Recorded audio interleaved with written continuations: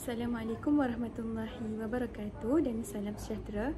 Baiklah, menurut pandangan teori perkembangan moral dari Lauren Colbert, murid pada usia 12 tahun ni perkembangan moral mereka berada pada tahap konvensional, iaitu murid ni cenderung untuk menilai sesuatu tindakan sama ada ianya bermoral ataupun tidak berdasarkan penerimaan sosial ataupun penerimaan masyarakat lah.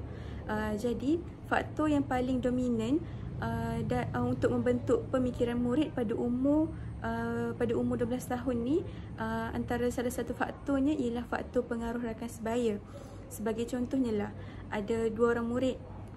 Satu orang murid pakai tudung dan satu orang murid tidak bertudung.